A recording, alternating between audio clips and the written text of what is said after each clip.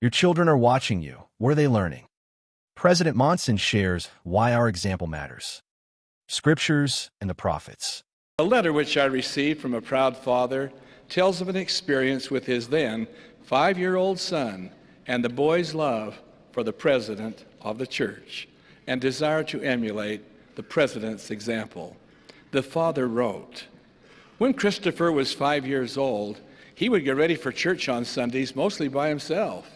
On one particular Sunday, he decided he wanted to wear a suit and a tie, which to that point he'd never done. He scoured the closet on his own for a hand-me-down tie and produced a rather used clip-on one that he didn't need to create a knot for. He attached the tie to his white shirt, then capped it off with a small navy jacket that had hung for years in the boy's closet. On his own, he went into the bathroom and painstakingly combed his blonde hair to perfection.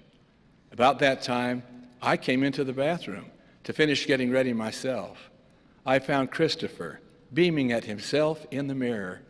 Without taking his eyes off his own reflection, he proclaimed proudly, 'Look, Papa, Christopher B. Hinckley.'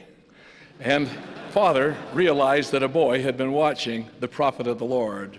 Our children are watching. They're absorbing eternal lessons. They're shaping their futures. What is the example we are presenting to them?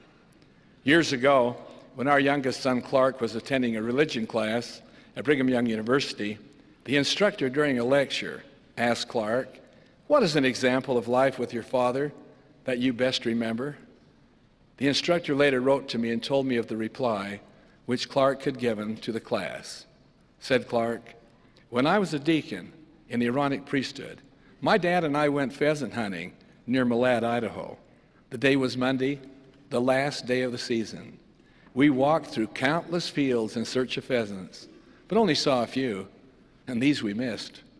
Dad then said to me, 'Clark, let's unload our guns and we'll place them in this ditch. Then we'll kneel down to pray.' I thought Dad would pray for more pheasants, but I was wrong.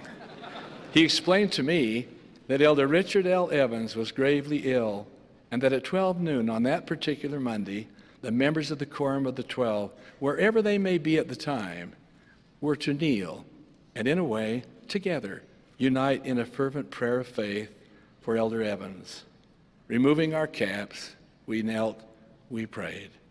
I well remember the occasion, but I never dreamed a son was watching, was learning, was building his own testimony." To watch the original video, click the link right about here on your screen.